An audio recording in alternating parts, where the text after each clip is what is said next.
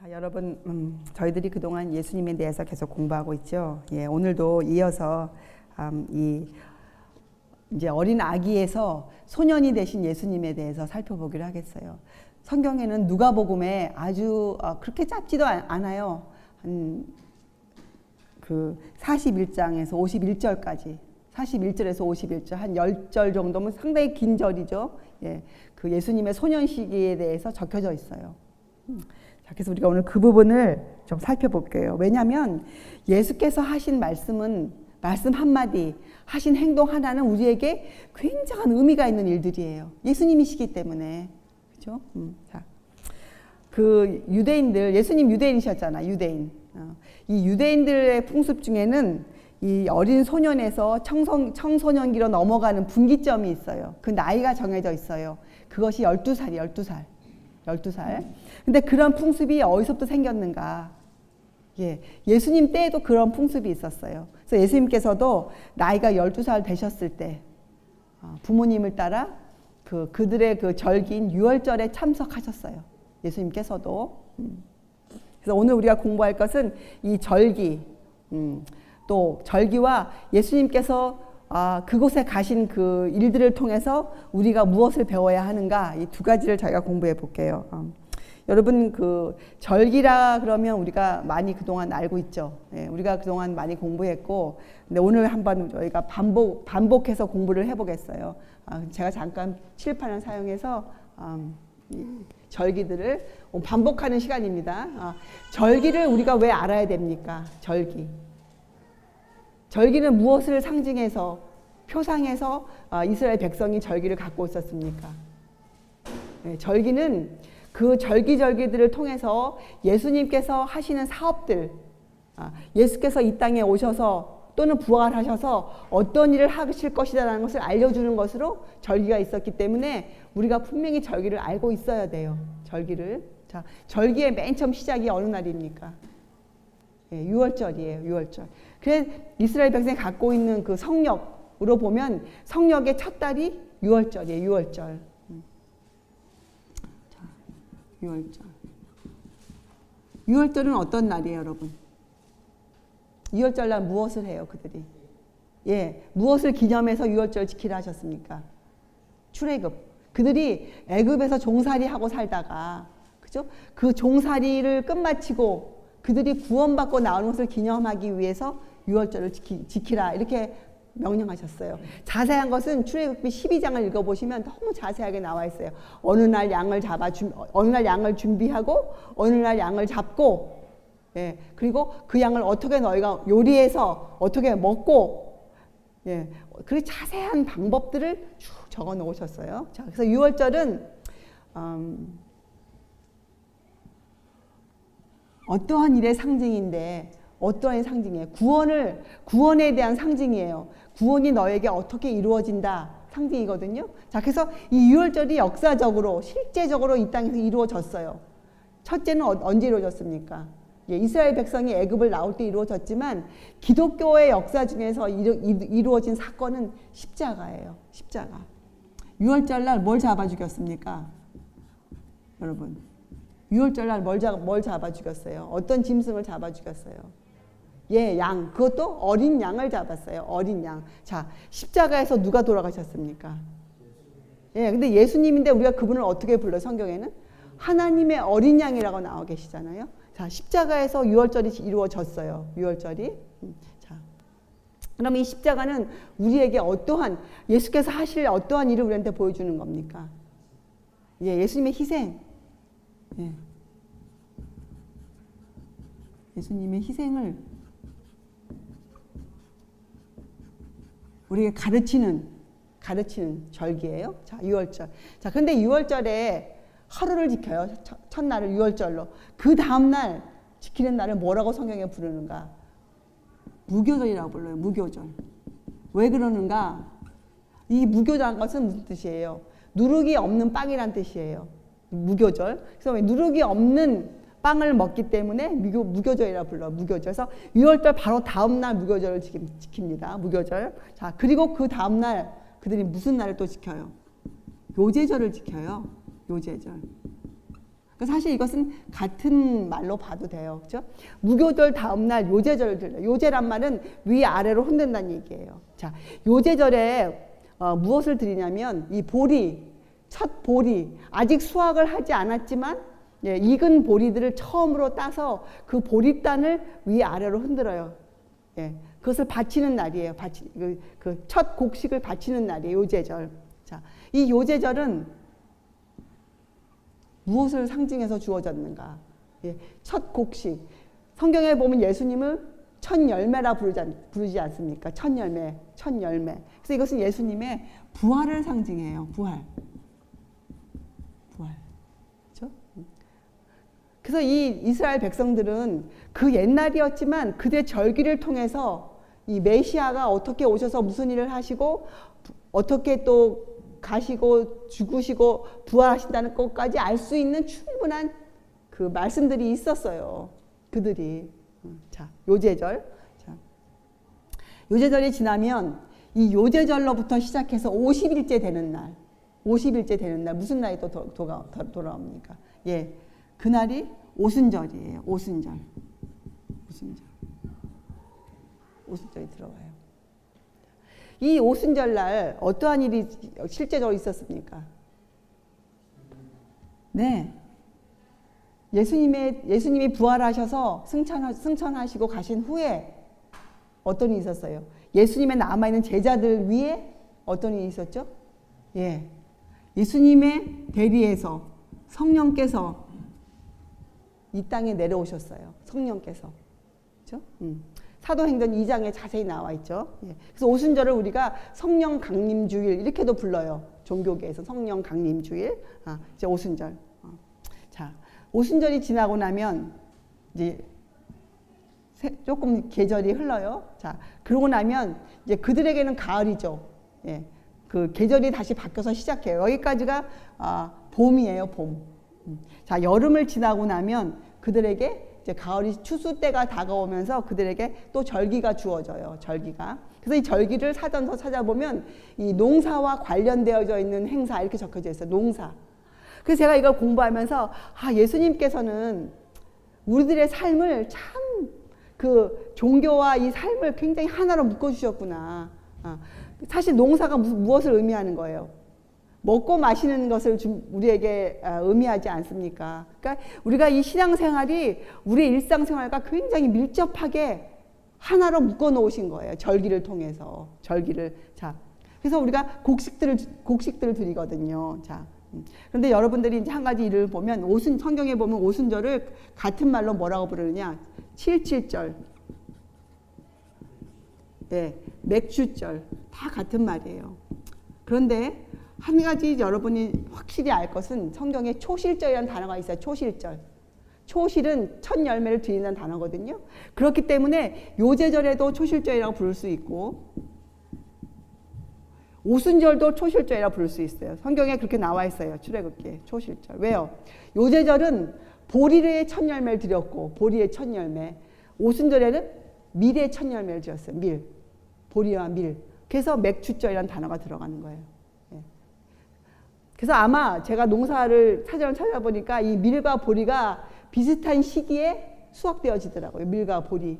그래서 요제절에는 보리를 드리는 초실절, 오순절은 밀을 드리는 초실절 이렇게 들어가 있어요. 정확하게. 그리고 이 날로부터 50일이 되는 째에 오순절이 들어오는 거예요. 오순절. 이런 것들을 우리가 왜 자세히 알아야 되는가, 여러분. 만약에 누가 물어본다면 우리가 자세히 알아야 그들에게도 알려줄 수 있지 않겠습니까? 절기가 굉장히 중요하기 때문에. 그죠? 자, 오순절이 지나고 나면 나팔절이 들어와요. 나팔절. 나팔절. 근데 나팔절은 월삭에 드려요. 초하룻 날 드리는 월삭에. 근데 그래서 이것을 특별한 월삭이라 불러요. 월삭이지만 이 나팔절은 특별한 의미를 갖고 목적을 갖고 하는 행사이기 때문에 그래요. 자, 오순절이 지나고 나면 사람들이 이제 농사 짓고 긴 여름을 지나면 좀 지루해지죠. 좀 지루해지죠. 자, 그때 나팔절이 들어와요. 나팔절. 그래서 성력으로 그들의 달력으로 7월 1일이에요. 7월 1일. 나팔을 불어요. 말 그대로 나팔. 예, 나팔을 우리가 왜 붑니까, 여러분? 나팔 왜 불어요? 예, 졸고 있을 때 나팔 불죠. 예, 군대에서도 기상 나팔, 빨리 일어나라고. 똑같아요. 나팔 불어요, 이스라엘 백성이. 왜요? 자, 이제 너희가 그 지루한 여름을 지나고 만약에 신앙생활을 좀 게으르게 했더라면 빨리 깨어나라. 빨리 깨어나라. 뭐 어떠한 일이 지금 앞에 다가온다. 알려주는 나팔. 나팔을 불어요. 나팔을. 7월 1일 날. 그리고 10일이 지난 후에 10일이 지납니다. 10일이 지나면 대속제일이라는 절기를 지켜요. 대속제일. 이것은 말 그대로 대속제일, 대속. 예. 그들이 6월절부터 시작해서 살면서 지은 모든 죄, 그들이 매일매일 번제를 드려서 하나님께 죄를 고했지만 그 성소에 남아있는 그 죄를 완전히 하나님으로부터 해결함을 받는 날이 대속제일이에요. 대속제일. 대속제일. 예. 하나님과 하나가 되는 날이라 그들이 얘기해요. 왜요? 죄 문제를 완전히 없애버리기 때문에 어떻게 됩니까? 하나님과 정말 하나가 되는 거예요. 껄끄러운 것이 없어져요. 하나님과. 대속제일 지나요. 자, 그리고 5일이 지나면 그들이 초막절을 지켜요. 초막절. 초막절. 자, 초막절은 다른 말로 장막절, 수장절 이렇게 성경에 나와 있어요. 이렇게 알고 여러분이 성경을 읽으면 성경이 참 재미있어요. 뜻을 알고 지키니까 우리가 그 알고 그 글을 읽으니까 아 이거 이런 말이었구나 이렇게 하는 거였구나. 여러분 6월절 양을 잡기 위해서 4일 전에 양을 준비해요. 먼저. 그리고 어떻게 요리하는 법. 거기 보면 절대로 물에 삶아 먹지 말라고 돼 있어요. 꼭 불에 구워 먹으라고 돼 있어요. 그렇게 자세하게 알려주셨어요. 자세하게. 자, 그래서 이것이 그들의 절기예요. 그래서 6월절과 무교절은 하나로 보고 하나, 둘, 셋, 넷, 다섯, 6번의 절기가 그들에게 나와 있어요. 이 절기들이. 자, 오순절은 그러니까 성령 강림으로 공부했죠. 자, 나팔절 그렇다면 여러분 우리가 한번 생각해 봅시다. 6월절, 요제절, 오순절이 전부 다 우리 인류의 역사 동안 다 이루어졌어요. 그렇죠? 여러분 성령 강림 믿으시죠? 오순절날. 그렇죠? 지금도 교회가 이 일을 하고 있습니까? 지금도 교회들이 교회 절기로서 성령 강림 주의를 지키고 있어요. 자, 그렇다면 이 나팔절과 대속제일과 초막절을 우리가 어떻게 이해해야 되겠습니까? 이해를 해야 됩니까? 아니면 모른 척하고 살아야 됩니까? 여러분 우리가 어떻게 해야 되겠어요? 6월절, 요제절, 오순절이 분명히 이렇게 우리가 이해를 했습니다. 실제로 있었다고 우리가 인정을 했어요. 자, 그렇다면 나팔절과 대속제일과 초막절을 우리가 어떻게 이해해야 돼요? 이것도 우리가 알아봐야죠. 이것이 사실이면 이것도 분명히 사실일 것이니까 앞으로. 그렇지 않습니까? 그렇죠? 예. 우리가 주님 앞에서 좀 앞뒤가 맞는 사람으로 서 있어야 돼요. 예. 자, 그럼 나팔절은 도대체 어떤 일이었을까? 여러분 어떻게 생각하세요? 이때가 실제적으로 언제쯤 됐습니까? AD 언제쯤 돼요? 성령 강림 주일이 여러분 언제쯤 돼요? 예수님이 AD 31년에 돌아가셨잖아요. 그렇죠? 자, 그러면 AD 31년쯤 되는 거예요. 그렇죠? 네. 자, 그럼 나팔절은 어떻게 돼요? 나팔절. 궁금하시지 않으세요? 우리가 이런 것들에 대해서 실제적으로 눈이 떠져야 돼요. 실제적으로. 자, 성경에 신약 성경을 자세히 읽어보면 구약 성경의 다니엘서와 요한계시록을 자세히 읽어보면 여기에 대한 이야기를 우리에게 알려주고 있어요. 다니엘서가 우리에게 다니엘서를 연구해보면 거기에 2300 주야라는 하나님의 그 말씀이 그리고 2300 주야 해석을 사람이 하지 않고 다니엘도 이해를 못했기 때문에 천사 가브리엘이 그것을 해석해줘요. 가브리엘이. 자, 거기에 의거해서 우리가 시간 될 때 또 공부하겠지만 거기에 의거해서 우리가 공부를 해보면 이 나팔절 우리가 무엇이라고 공부했습니까? 왜 나팔 붑니까? 앞으로 대속제일이 다가오기 때문에 앞으로 열흘만 지나면 너희가 하나님과 하나가 돼야 되는 그 날이 다가오기 때문에 준비하라고 나팔절을 불어주는 거예요. 사람들을 깨워서 준비하라고. 자, 그러면 인류의 역사 동안 이런 날이 있었나? 살펴보면 될 거 아닙니까? 종교계, 예수님을 믿는 사람들이 모여있는 그 종교 역사에 정말 그런 날이 있었는가 살펴보면 되잖아요. 그 날이 어떤 날이겠어요? 하나님이 우리를 무엇으로 깨우십니까? 하나님께서 여러분 우리를 무엇으로 깨우세요? 말씀으로 우리를 깨우시잖아요. 말씀으로. 자, 그러면 분명히 성경에 있는 66권 중에 어느 부분에서는 여기에 대해서 우리를 깨우고 있는 장이 분명히 있을 거란 말이에요. 분명히. 그죠? 자, 있어요. 계시록과 다니엘서 연구해 보면 분명히 이 하나님과 함께 되는 이 대속죄를 위해서 우리를 준비시키는 이 나팔절이 있단 말이에요. 그래서 다른 말로 하면 나팔절은 무엇이냐? 인류 역사 동안 감추어져 있었던 다니엘, 요한계시록, 특별히 이 두 책에 대한 이해가 있었던 시점이 있었어요. 인류 역사에. 예. 잘 여기까지 왔다가 이 부분 굉장히 중요하죠. 왜냐하면 이거는 깨우는 것이니까. 그래서 이스라엘 백성 중에 이 월삭은 굉장한 의미를 갖고 있었어요. 이때가 되면 그들이 뭐 합니까? 이스라엘 백성들이 자기 집 주변을 샅샅이 살펴요. 정말로 요만한 먼지나 누룩이 있을까봐, 죄가 있을까봐 그들이 자기의 주변을 샅샅이 뒤져요. 그리고 자기의 마음을 굉장히 괴롭게 합니다. 예. 왜요? 혹시 내 안에 숨겨진 죄가 있나 해서 하나님을 만날 것이기 때문에 진짜로. 자, 그래서 인류 역사에도 종교 역사에도 보면요, 어느 시점에 이 다니엘서의 그 2300 주야 예언이 이것이야, 2300 주야가 이거구나 하고 사람들 머릿속에 이해가 들어온 때가 있었어요.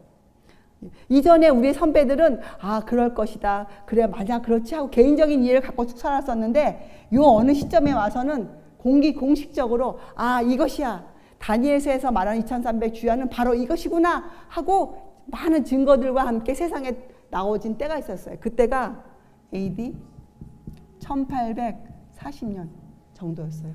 1840년. 1840년쯤에 여러 사람이 지구 곳곳에서 이 다니엘서 요한계시록 이해하기 시작했어요. 1840년에.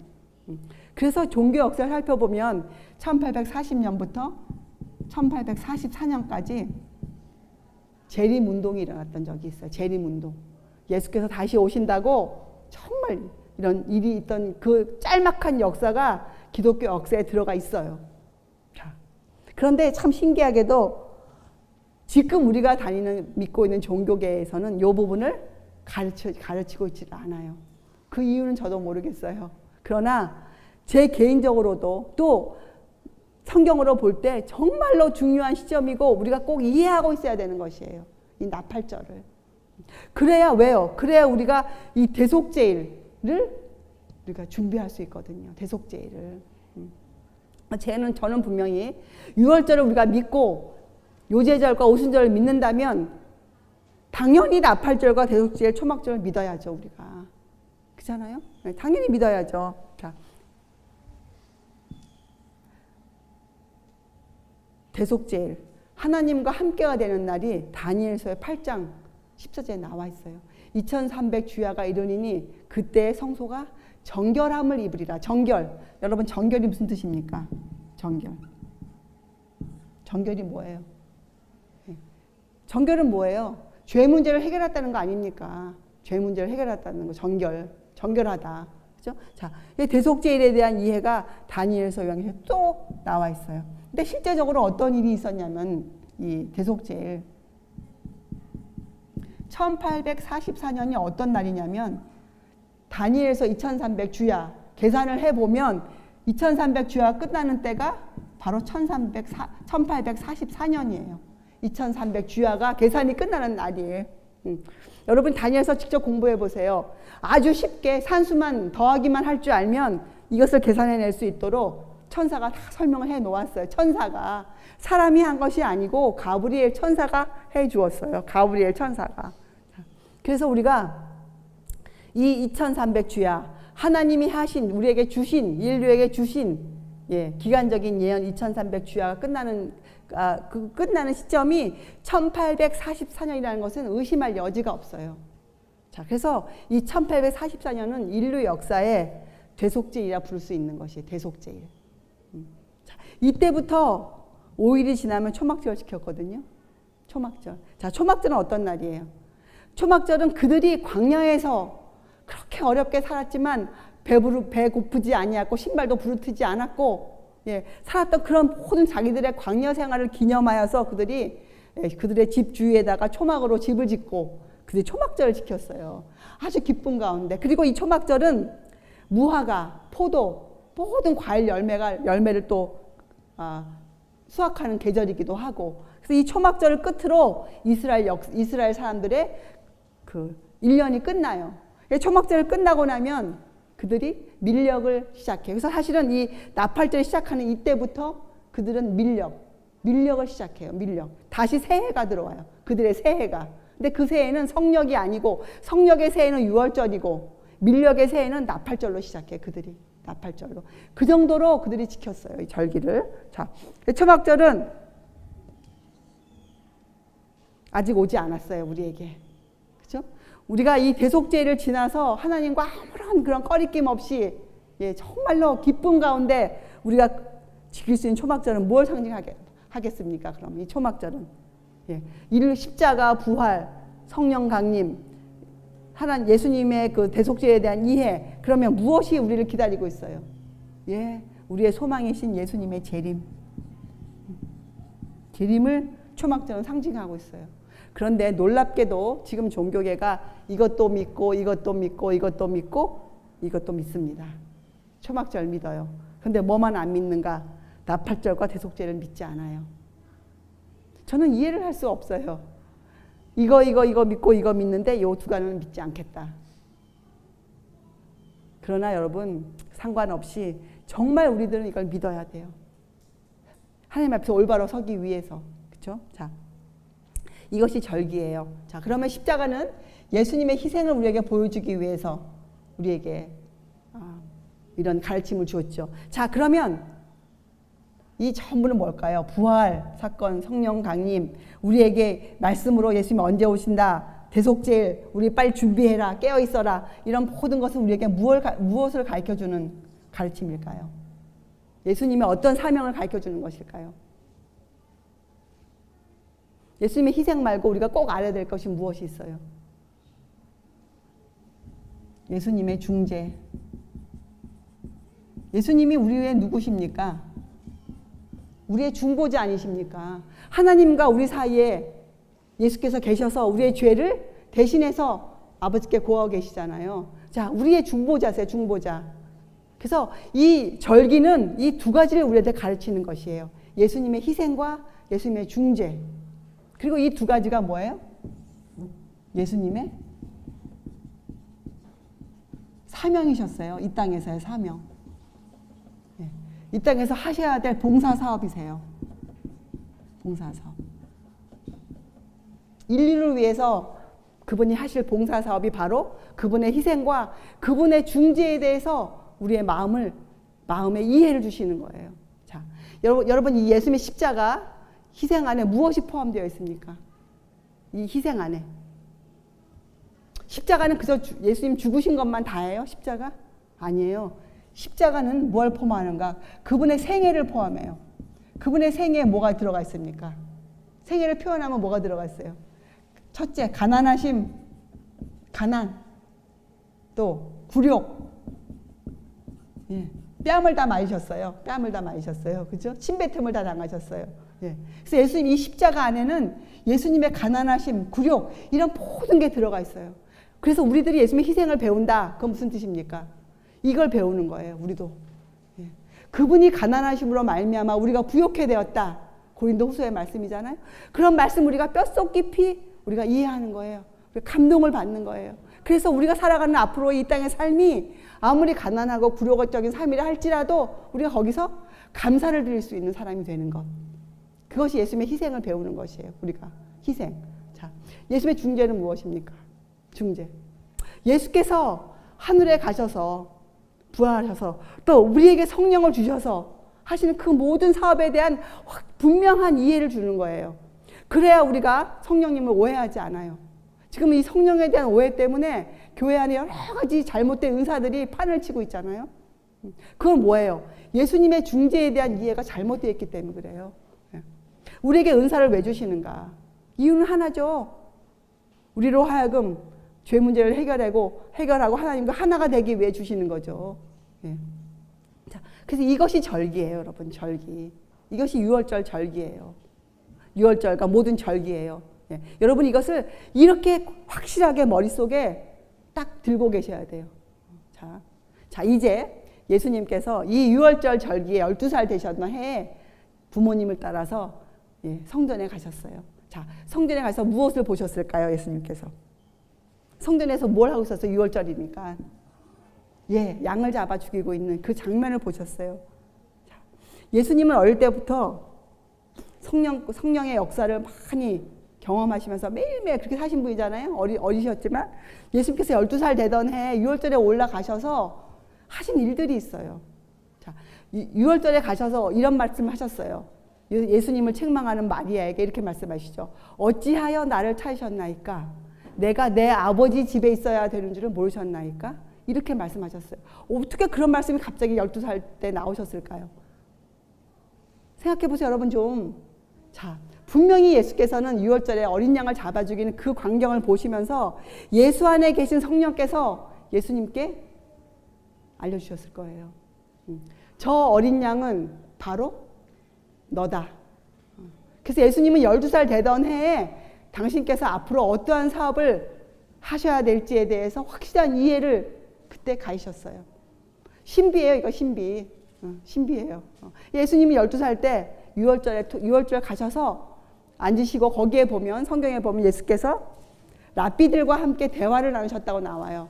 12살 된 소년이 그 예루살렘 성전에서 그 높은 제사장들과 학자들과 함께 앉아서 토론을 하셨어요. 토론을. 예수님께서 무엇을 그들과 토론하셨을까요? 분명히 예수님께서 이사야서에 나와 있는 53장에 나와 있는 하나님의 어린 양에 대한 고난과 그분의 죽음에 대해서 그들과 대화를 나누셨을 거예요. 그들을 깨우치기 위해서. 그렇죠? 자, 이것이 6월절이었거든요. 그런데 이날 우리가 배워야 할 교훈이 있어요. 이날 이루어진 일들이. 자, 마리아와 요셉이 누구예요? 예수님의 부모님이죠. 그 두 사람이 이제 예수님과 함께 그 절기에 올라갔잖아요. 왜냐하면 이스라엘 백성 중에서 모든 남자는 12살이 되면 모든 남자는 이 6월절, 무교절, 요날하고 오순절, 초막절 이 세 절기에는 그들이 아무리 멀리 살아도 어떻게 해요? 꼭 참석해야 돼요. 그들의 법이에요. 의무예요. 의무. 그래서 예수님 부활하시고 승천하신 후에도 어떻게 됐습니까? 이 오순절에 여러 곳에 흩어졌던 유대인들이 다 모여요. 이 오순절 날은 성전으로. 6월절이 그런 절기였거든요. 그래서 예수님도 그 전례에 따라서 부모님과 함께 이제 성전에 가지 않았습니까? 그런데 이 요셉과 마리아가 6월절을 다 지키고 돌아올 때 그럼 어떻게 했습니까? 예수님을 함께 오지 않았어요. 그들만 짐을 싸서 이제 집으로 돌아가고 있었단 말이죠. 근데 거기에 읽어보면 하룻길이라고 나와 있어요. 하룻길. 그들이 하루 동안 예수님을 잃어버렸다고 나와요. 그래서 그들이 어떻게 합니까? 막 근심하면서 이제 다시 예루살렘으로 돌아가잖아요. 근데 우리가 다 부모로서 여러분 알죠? 자식이 속썩이면 우리가 어떻게 합니까? 좀 성질이 나 있잖아요. 이제 자식에 대해서. 요셉과 마리아도 그랬어요. 근데 그것을 이제 근심했다 이렇게 표현되어 있잖아요. 자, 그리고 그들이 성전에 들어가서 막 예수님을 찾죠. 근데 예수님을 찾았어요. 찾고 뭐라고 마리아가 그 부모가 얘기합니까? 예수님에게. 어찌하여 예수님을 책망해요. 네가 어찌하여 이렇게 부모 속을 썩여 이렇게 얘기를 했단 말이죠. 그때.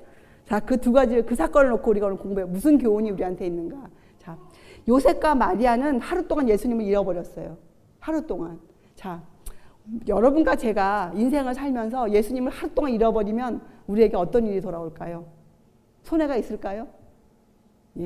여러분 시간이 지나갈 때 손해 없이 지나가는 것 같죠? 우리 눈에 안 하늘의 사건들이 우리 눈에 안 보이니까 우리는 괜찮아 하고 지나가죠? 천만에요.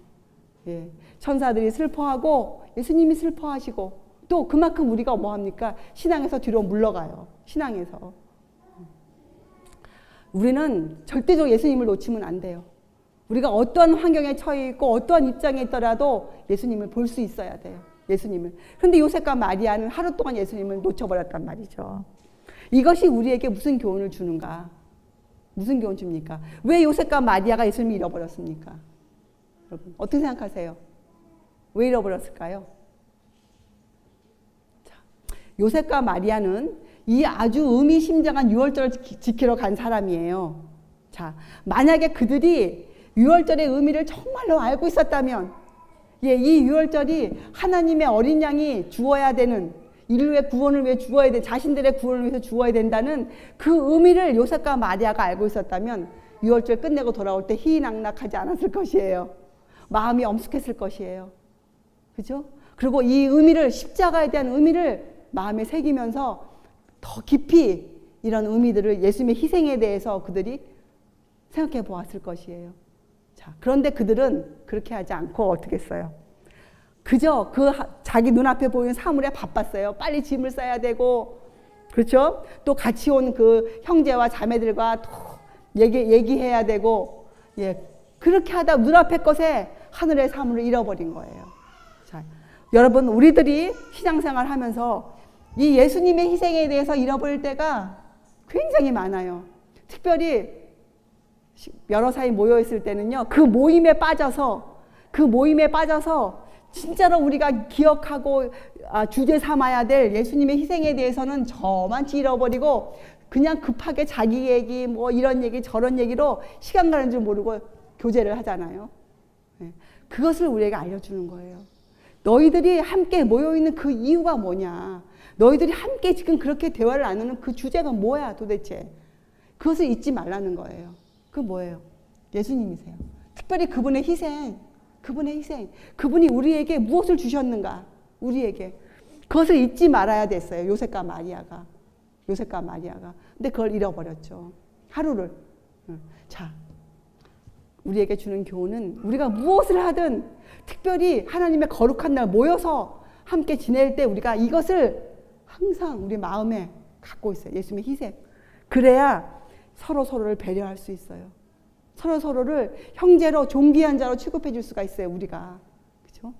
자, 그런 첫째 그런 가르침이 있었고, 자, 두 번째, 예수님을 책망했잖아요. 사실은 책망을 누가 받아야 됩니까? 예수님을 잃어버린 자기들이 책망을 받아야 되는데 도리어 예수님을 책망했어요. 자, 여러분 생각해 보세요. 요셉과 마리아에게는 예수님이 당신들의 뭐였어요? 정말 아들이었어요. 그 정도로 예수님은 사람으로 이 땅에 오셨거든요. 전혀 다른, 그 동네에 사는 어떤 아이들과 다를 바 없이 그냥 아이들이셨어요. 그래서 요셉과 마리아가 그분을 하나님의 아들로 믿기는 참 어려운 형편이었어요. 정말로. 그렇죠? 예. 그래서 요셉과 마리아도 예수님을 메시아로 믿으려면 무엇을 믿어야 됐을까요? 말씀을 믿었어야 했어요. 말씀. 그들에게 많은 표적이 있었고 그들에게 그런 일들이 있었지만 그들이 정말 예수님을 메시아로 믿으려면 그들도 말씀을 믿었어야 했어요. 그래서 요셉과 마리아는 예수님을 그렇게 받아들이기가 참 어려운 형편에 있었는데 이것은 과연 우리에게 어떠한 교훈을 주는가? 무슨 교훈을 주는 것입니까? 그것은 우리에게 어떤 교훈을 주고 있어요? 자, 보세요, 여러분. 예수께서 메시아다. 마리아는 마음에 그것을 품고 있었어요. 마리아는 자기 아들이 메시아가 될 것을 믿었어요. 그런데 그가 왜 그렇게 마리아가 실수를 했는가?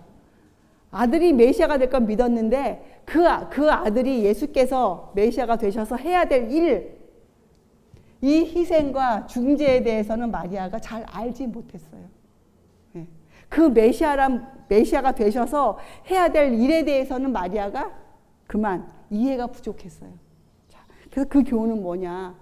아무리 예수님과 가까이 살고 있는 마리아나 요셉이라 할지라도 이 예수께서 오셔서 하실 일, 메시아로서 지켜야 하셔야 할 그 사업, 희생과 중재에 대해서만큼은 그들도 말씀으로 분명한 이해를 갖고 있었어야 했어요. 자, 우리들이 아무리 높은 진리를 머릿속에 갖고 있다 할지라도 그 진리의 주제가 되는 예수님의 희생과 중재의 본질에 대해서 우리에게 이해가 없다면 우리가 언젠가는 예수님을 배반할 것이에요. 그것이 성경에서 말씀하고 계신 거예요. 예수님의 가난하심, 당하신 굴욕이 내 삶 가운데에서 재현되어지고 내 삶 가운데서 그걸 받아들이고 내가 그렇게 살아갈 수 있어야 우리가 예수님의 희생을 안다 할 수 있어요. 이건 말로 아는 것이 아니니까. 진리는 말로만 아는 것이 아니니까. 진리는 어떻게 되어져야 돼요? 우리의 삶 가운데 실천되어져야 되기 때문에 그래요. 진리는. 자, 예수님의 중재. 예수님께서 지금도 하늘 성전에서 나의 죄를 위해서 하나님 아버지 앞에서 내 이름을 손바닥에 새기시고 나를 위해서 지금 그 피를 보이시면서 나를 위해 중보하고 계시다. 이 예수님의 중재라는 이 사건이 우리 삶을 지배하고 있어야 돼요. 이것이 실제적으로 이루어져야 우리가 마리아가 했던 실수를 하지 않아요. 자, 마리아가 뭐 한 거예요? 말하자면 불평을 한 거죠. 지금 불평을. 마리아는 감사를 드려야 될 사람이에요. 메시아 대신 예수님을 30년 동안 거의 12살 30세 될 때까지 예수님과 함께 매일매일 살았잖아요. 그것보다 더한 축복이 어디 있습니까? 그죠? 마리아는 감사를 드려야 할 입장에서 불만을 토해냈어요. 자, 우리들도 마찬가지죠. 하나님께서 우리들에게 다른 곳과 다르게 우리들에게 성경을 통해서 우리에게 높은 진리를 가르치셨어요. 그동안 우리가 진리를 깊이 알고 있어요. 다른 교회들이 들어보지 못한 그런 진리들을 지금 우리가 배우고 있어요. 자, 그럼 여러분과 저는 마음에 무엇만 어떤 것만 흘러야 돼요? 감사함만 흘러야 돼요. 어떤 입장, 어떤 위치 우리가 놓이더라도 우리는 뭐만 해야 돼요? 감사할 수 있어야 돼. 하나님께 감사. 그런데 우리 입에서 만약에 불평이 나온다. 그건 뭐예요? 우리가 이 부분을 지금 잘 이해를 못하고 있다는 것을 그렇게 보여주는 것이에요. 이걸 잘 이해를 못하고 있기 때문에 자꾸 입에서 불평이 나오는 거예요. 마음에서 불평이 오라고 마음에서 딴 사람을 향해서 자꾸만 안 좋은 소리를 하게 되고 하는 건 전부 다 이해가 부족하다는 것을 그렇게 보여주는 것이에요. 자, 그럴 때 우리가 어떻게 해야 돼요? 빨리 예수께로 가야죠. 잃어버렸어요, 예수님을. 그럼 어떻게 해요? 빨리 예수께로 가야죠. 그분께 가서 고백해야죠. 우리 죄를 낱낱이 고해야죠. 그죠? 자, 우리가 예수님께서 6월절에 가셔서 하신 그 일을 놓고 우리가 이런 교훈들을 얻어와야 돼요. 그런 교훈이 없다면 성경에 41절부터 51절까지 그렇게 우리에게 써놓지 않으셨을 거예요. 분명히 성경에 나와 있을 때에는 그건 무슨 뜻이에요? 우리가 배워야 될 교훈이 있다는 것이에요, 여러분. 자, 오늘 그래서 저는 여러분에게 이렇게 부탁을 드려요. 우리가 이런 절기들을 지식적으로 다 배워요. 이거 성경에 다 나와 있는 것이니까. 그죠? 그리고 실제로 이런 일이 있었기 때문에 특별히 이 두 부분에 대해서 여러분들이 의심하지 마세요. 믿으세요. 그리고 믿겨지지 아니하시면 제발 공부를 좀 하세요. 공부를 하셔서 성경적으로 이날이 나팔절이 어떻게 되었고 대속절이 어디다, 이 1840년, 44년이 역사적으로 어떠한 일이 있었다. 이런 것들을 여러분들 직접 공부하세요. 그리고 마음의 확신을 가지세요. 무엇에 대한 확신? 예수께서 곧 오신다. 예수님이 때가 되면 곧 오신다. 자, 여러분 끝으로 12살 때 예수님이 6월절에 가셔서 이런 것들을 다 확신하셨어요. 그래서 이렇게 말한 거죠. 마리아에게 어찌하여 나를 찾으셨나이까? 내가 내 아버지 집에 있어야 될 줄은 모르셨나이까? 이건 무슨 말이에요? 그 12살 때부터 예수님께서는 자기 아버지인 요셉과의 친족 관계를 그것이 아니라고 분명히 마리아에게 선언하신 거예요. 내 아버지는 요셉이 아니고 내 아버지는 하늘 아버지시다. 이것을 마리아에게 선언하신 거예요. 그래서 마리아는 모든 말을 마음에 두었다고 나와요, 성경에. 마리아는 알았어요. 자, 왜 그렇게 했는가? 12살 때 그렇게 하시고 나서 예수님이 공생애를 언제 시작하십니까? 30세 때 시작하세요. 그러면 얼마 만의 기간이 있었어요? 18년 동안. 예수님은 그걸 다 아시면서도 18년 동안 어디에 거하셨어요? 나사렛에 마리아와 요셉 밑에서 아들로서 사셨어요. 아들로서. 그러나 무엇을 기다리고 계셨을까요? 정한 시기가 오면, 때가 되면, 때가 차면 어떻게 해요? 그분께서 아버지의 뜻을 따라 공생애를 시작하실 것이었어요. 예수님 그걸 다 아셨어요. 그러나 예수님 뭘 기다리셨어요? 때를 기다리셨어요. 지정된 시기를. 자, 재림. 우리가 만들어낸 사건입니까? 재림은? 재림은 초림과 마찬가지로 때가 되면 이 땅에 임할 사건이에요. 이것은 하나님께서 때가 되면 기다리고 계세요. 그 때를. 자, 여러분과 제가 우리가 때와 시기는 알 수가 없죠. 자, 그러나 우리가 성경의 말씀을 통해서 우리가 무엇을 할 수 있습니까? 준비는 하고 있을 수 있어요. 준비. 그죠? 하나님 만나기를 예비하라. 준비할 수 있어요, 여러분. 자, 그래서 이 재림 사건은 우리가 믿든지 안 믿든지 관계없이 재림 사건은 이 지구에 임할 것이에요. 그래서 저 여러분 정말 부탁드려요. 성경을 통해서 공부를 하세요. 여러분 연구하세요. 그리고 마음에 확신을 가지세요. 마음에 확신을 가지세요. 확신을 가지시고 이 재림 사건을 소망으로 갖고 계세요. 소망으로 이 재림을. 그리고 우리가 무엇에 대해서 집중적으로 공부해야 되는가. 성경에 나와 있는 진리의 내용은 이것이에요. 예수님의 희생과 그분의 중재. 예수님이 우리를 위해서 무엇을 희생하셨다. 그리고 예수님께서 지금 무엇을 하고 계시다. 예수님의 희생과 그분의 그 중재에 대해, 그 본질에 대해서 여러분 또 연구하세요. 그리고 여러분의 삶에 예수님의 희생이 어떠한 영향을 끼치는지, 예수님의 삶에 예수님의 중재가, 하늘 중재가 여러분께 어떤 영향을 끼치는지 여러분이 좀 경험하며 사세요. 그것이 신앙 생활이에요. 그것이 신앙 간증이에요. 매일매일 그것이 간증이에요. 나의 간증. 그것을 믿음의 작용이라 불러요. 성경은 믿음의 작용. 믿음의 작용. 믿음이 여러분과 저를 어떻게 끌어가는가. 그것이거든요. 자, 여러분. 우리 오늘 실제적으로 역사적으로 예수님께서 12살 되던 해 6월절 가셔서 하신 그 일들을 우리가 보고 또 요셉과 마리아가 저지른 실수를 놓고 우리는 어떻게 합니까? 그런 실수를 범하지 않도록 성경에 나와 있는 많은 사람들의 원인에서 우리가 결과를 찾아서 우리는 그렇게 하지 않도록 다짐하는 그런 우리가 되기를 바랍니다. 기도하시겠어요? 하늘에 계신 하나님 아버지, 저희들을 구원하시기 위해서, 저희들과 영원토록 함께 사시기 위해서 저희들에게 구원의 경륜을 베풀어 주시고 계십니다. 그리고 우리들에게 은혜의 시간을 허락하셔서 죽을 수뿐이 없는 저희들을 가르치시고 저희들에게 예수님의 희생과 그분의 중재에 대해서 저희들에게 이해를 주시기를 원하십니다. 저희 모두가 하나님의 말씀을 읽고 그 변에 대해서, 그 진리에 대해서 깊은 이해가 생기는 높은 영성을 허락하여 주시옵소서. 저의 영성이 무럭무럭 자라나서 저희가 안목으로 하나님을 볼 수 있고 저희가 매일매일 하나님과 더불어 동행하는 그러한 삶을 살게 하여 주시옵소서. 감사드리오며 귀하신 예수 그리스도의 이름으로 아버지께 간절히 기도드리옵나이다. 아멘.